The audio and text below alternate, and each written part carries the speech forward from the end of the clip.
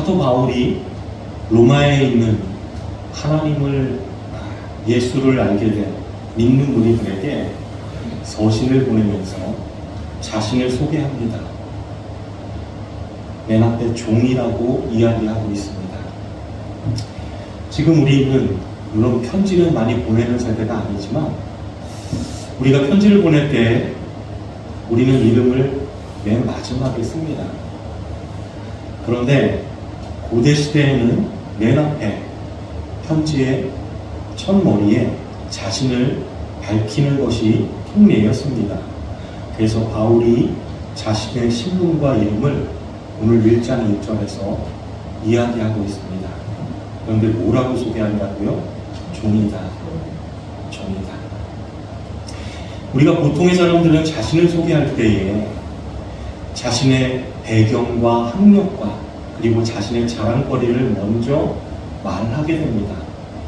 그런데 오늘 바울은 자신의 학력과 배경, 그 든든한 모든 것들을 다 버리고 자기의 자랑거리를 다 무시해버리고 종이라는 이 한 단어로 자신을 이야기하고 있는 것입니다. 모든 인간이 이왕이면 종이 아니라 종을 부리는 사람으로 살고 싶어 합니다. 그런 자가 되고 싶어 합니다. 그것을 위해 열심히 살기도 합니다. 그게 바로 우리가 사는 인생의 지배 구조입니다. 그게 경쟁 구조로 나타나게 되어 있고요. 힘의 원리가 우리 인간들이 보기에 너무나 극명하게 드러나는 것, 이게 이 세상이고 그것이 인간의 본성입니다. 그런데 바울은 그러한 세상 속에서 스스로를 종이라고 표현합니다. 굳이 성경을 읽는 독자들에게 나 종이야. 그럼 너는 뭐야? 성경을 읽고 있는 너는 뭐야? 라고 이야기하고 있는 것 같습니다. 우리는 바울과 같은 성정을 지닌 성도들입니다. 바울이 그렇기 때문에 내가 종이야 라고 이야기하면서 우리 믿는 성도들에게 그렇다면 너희들이 갖고 있는 자의식도 종이라고 생각해야 마땅하다 말하는 것입니다. 오늘은 이 종이라는 사도 바울이 살았던 인생처럼 우리도 종으로 살고 있는가에 대해서 먼저 살펴볼 것입니다. 우리는 종으로 살고 있는가? 우리가 지금 우리 현재의 모습을 우리가 잘 들여다보고 내가 어떻게 살고 있는가, 내가 종으로 살고 있는가, 아니면 다른 모습으로 살고 있는가에 대해서 먼저 자신을 들여다보는 시간을 갖도록 하겠습니다. 우리가 어떻게 살고 있냐, 이 부분이 드러나면 그러면 그 다음에 우리가 어떻게 해야 할 것이 나오기 때문에 아마 오늘 말씀은 내가 종으로 살고 있는가 아니면 다른 모습으로 살고 있는가, 다른 모습이라면 왜 그렇게 살고 있는가에 대해서 오늘 말씀을 집중해서 드리도록 하겠습니다.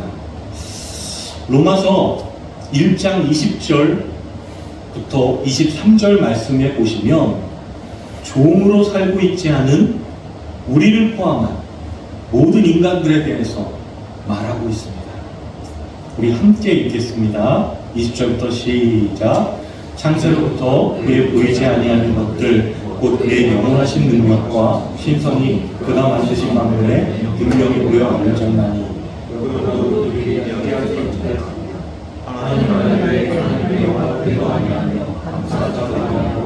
오히려 그 생각이 허망하여지며 스스로 지혜 있다가 어리석게 되어 썩어지지 아니하는 하나님의 영광을 썩어질 사람과 새와 짐승과 뛰어다니는 동물과 아멘. 우리가 20절에 만물에는, 그러니까 우리가 흔히 이야기하는 이 세상 자연에는 하나님의 영원하신 능력과 신성, 즉 하나님의 영광이 분명하게 나타나고 있다고 말하고 있습니다. 그러니까 우리가 만약에 자연을 잘 안다, 그렇게 이야기한다면 그것이 진짜라면 하나님의 영광을 우리가 잘 안다라는 말과 동일하다는 것이 됩니다. 그럼에도 21절에 보시면 사람들이 하나님을 알되 하면서 말하고 있습니다.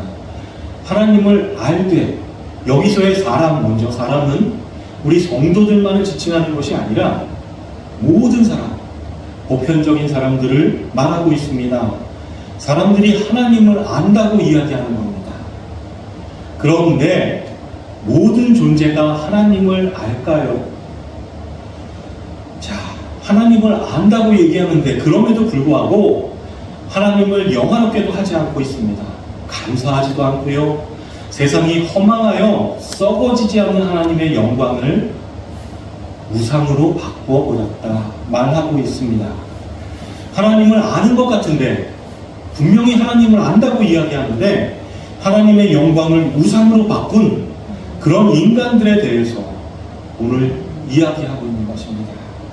오늘 그런 인간들에 대해서 중점적으로 이야기하며 내가 아닌지에 대해서, 여러분들이 아닌지에 대해서 마음속으로 한번 들여다보시기 바랍니다. 바울이 말합니다. 자연에는, 만물에는 하나님의 영광이 나타나고 있다. 그런데 인간들이 그 자연의 실체, 즉 만물의 실체에 대해서 포착을 하지 못하고 그 자연을 오히려 우상으로 바꾸어 버렸다. 이 말씀을 보면 인간은 자연을 온전하게, 완전하게 잘 알지 못하고 있다라는 사실을 우리는 알 수 있습니다. 그러니까 자연에 나타있는 하나님을 온전하게 보지 못하고 썩어지지 않는 그 하나님의 영광을 썩어질 우상으로 바꾸어 버리는 것은 하나님을 잘 알지 못하기 때문에 그렇다는 것입니다. 그 속에 나타나 있는 하나님은 너무나 크시기 때문에 잘 알지 못한다. 이렇게 인간들 세상에서는 만물, 그러니까 자연을 감지하고 경험하고 연구해서 자연이 무언지에 대해서 정의를 내립니다. 그것이 인간들의 모습입니다. 그런데 그건 아주 일부에 불과하다는 것입니다.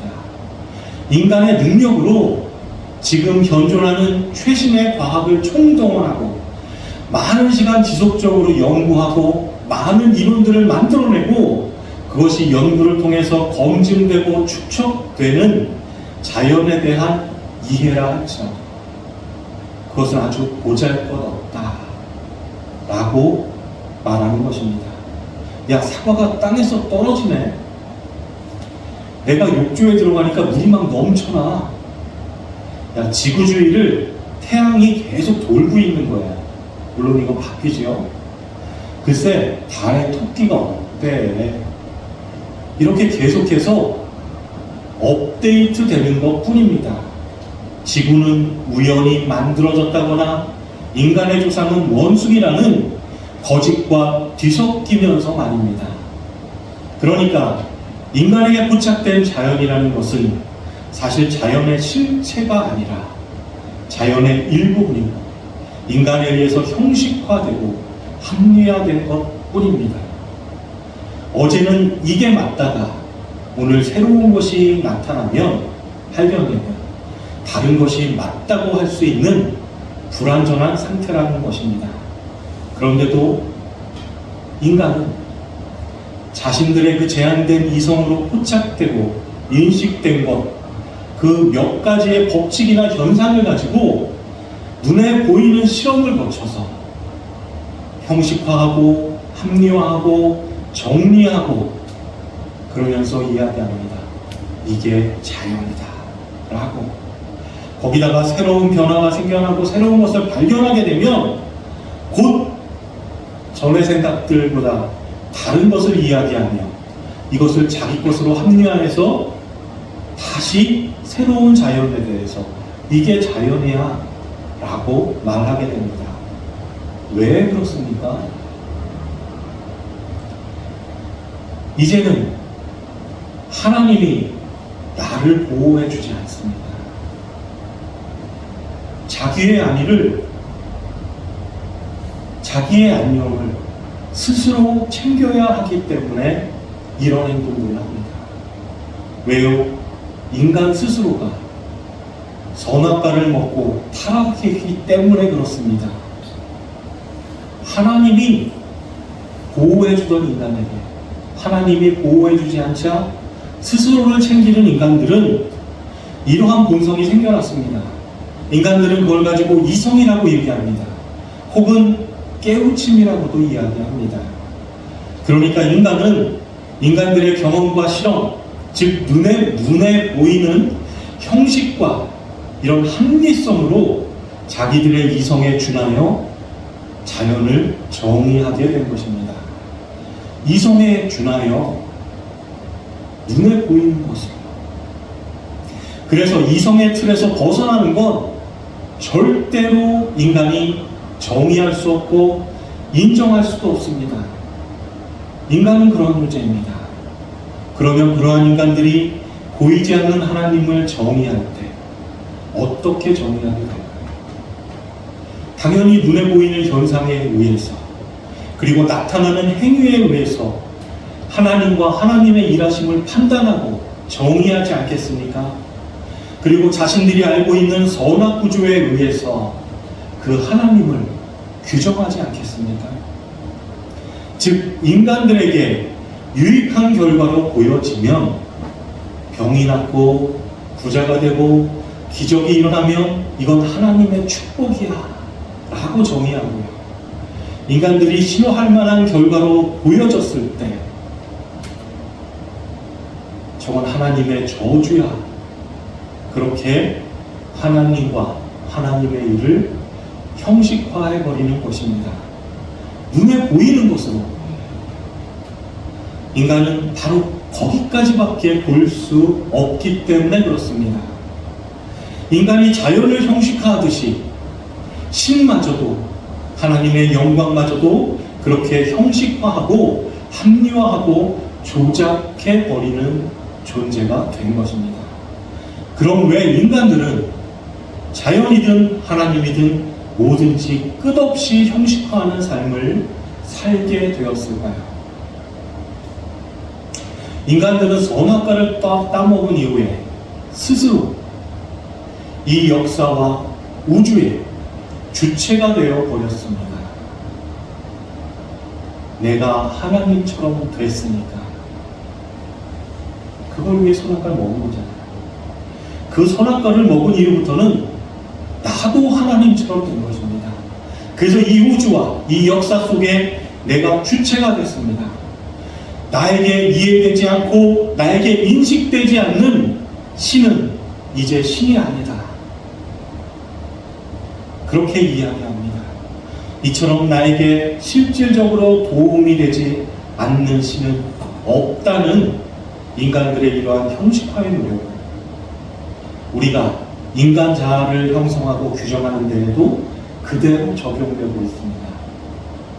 인간들은 나라는 존재를 규정할 때 나, 눈에 보이는 어떤 것들을 모아서 눈에 보였던 것, 나를 규정합니다.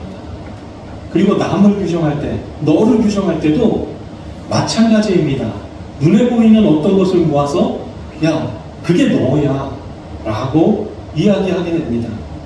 착하다, 악하다, 아름답다, 추하다 이렇게 규정하는 모든 것들은 눈에 보이는 것을 모아서 그러한 정보들이 모아져서 그걸로 나를 규정하고 너를 규정하고 우리를 규정하게 되는 것입니다. 그게 경험이고 체험이죠. 눈에 보이는 그것들로 그러한 행위들로 우리는 나를 규정하고 너를 규정하게 됩니다. 그게 인간 자아의 형식화입니다. 나의 과거, 나의 행위를 갖고 나를 규정하는 겁니다. 진심, 그 속에 진심이 있었든 아니면 안 보이는 곳에서 그것을 속이는 모습이 있었든 안 보였기에 결국 눈에 보이는 행실과 행위로만 가지고 나를 형식화하고 너를 형식화합니다. 오늘날 기독교가 도덕과 윤리의 종교가 되어서 인간의 자기 규정의 도구로 쓰이고 있습니다. 인간의 하나님처럼의 삶, 그 형식화에 오히려 기독교가 불을 부어주고 있는 것입니다. 기름을 부어주고 있는 것입니다. 나의 종교 행위에 대한 형식화가 일어나고 나에게 또 다른 변화가 오면 재형식화가 일어나는데, 그런 가운데 결국 우리는 그 속에서 우리의 신앙생활을 통해서 챙기는 것이 있는데요. 나의 잘남을 챙깁니다. 나의 새로운 변화 때문에 뭔가 새로운 것이 생겼을 때 나는 그것을 극복하기 위해서 새로운 나의 잘남이 나타나고 나의 변화가 나타나고, 그것을 잘 극복하게 되면 나는 그것을 성숙했다라고 나의 성숙을 챙기게 됩니다. 여전히 신앙생활 속에서도 나는 주인공입니다. 이 상황을 예로 한번 들어보겠습니다. 어떤 사람이 예수를 믿습니다. 그 사람은 예수를 믿기 때문에 신자라고 자기 규정을 합니다. 난 신자니까, 예수를 믿으니까, 그러면 신자는 어떻게 행동해야 된다? 라고 바로 형식화에 돌입합니다. 그런데 그 사람은 자신의 신자됨을 무엇으로 판단할 수 있습니까? 자신의 행위에서 찾게 됩니다. 나의 신자됨이 내가 행동하는 것은 나의 행위를 통해서 발견하게 된다는 것이죠. 인간의 자아는 이성에 근거하여 눈에 보이는 것들로 자신을 형식화하기 때문에 그렇습니다. 그래서 그는 결심을 합니다. 나는 적어도 하루에 10장 이상씩 성경을 읽을 거고, 난 하루에 1시간 이상씩 기도를 할 거야. 그래서 그 사람에게는 그 결심과 그 행위가 이제는 나의 신앙이 되는 것입니다. 그런 결심을 하고 그런 행위로 옮긴 그 자체, 그 행위, 그 경험이 나가 되는 것이고 나의 신앙의 성숙도가 되는 것입니다. 그래서 나에 대해서 기특하다고 생각하고 나에 대해서 스스로 칭찬을 하고 남에게 은근히 그것을 자랑하기도 합니다. 이러한 생각과 이러한 모습이 스스로를 찬양하는 것입니다. 어쨌든 성경 읽기와 기도를 통한 신자다움이 이것이 형식화입니다. 그런데 그렇게 규정이 된 나에게 변화가 오게 됩니다. 갑자기 바빠져서 도저히 성경을 10장 읽을 시간이 없고요, 기도할 시간이 없습니다. 그럴 때 사람들은 다시 한번 재형식화하게 됩니다. 자신을 수정해서 지금은 내 상황에서 내가 최선을 다한다 할지라도 성경 읽기를 하루에 2장밖에 할 수가 없고, 내가 기도로 30분 이상 할 수가 없다. 나는 이렇게 할 수 있는 것도 나의 최선이야 라고 스스로 생각합니다. 그 사람은 여전히 자신을 이런 상황에서도 최선을 다하는 나는 좋은 신자야 라고 규정합니다. 그 반대의 경우도 마찬가지입니다. 더 많은 시간이 생겨서 더 훌륭한, 더 많은 종교 행위로 수정을 하게 되는 경우도 있습니다. 처음 형식화된 자신에게 닥친 새로운 변화에 수정이 가해져서 여전히 기특하고 훌륭하고 멋진 나라고 규정하고 생각하고 칭찬하고 자신을 자랑하는 것, 이것이 바로 우상이라고 합니다. 부처에 가서 빌고 금송아지에 가서 빌고 이런 것들이 우상이 아니라 우리의 이런 모습이 우상의 실체라는 것입니다. 이것이 인간이 우상을 형성해 나가는 과정입니다. 인간은 새로운 상황이 생기면 그것을 극복하거나 순응하기 위해 자신의 생각과 행동에 변화를 줍니다. 인간은 그 변하는 과정 속에서 자기 존재의 의미와 가치를 챙기게 됩니다.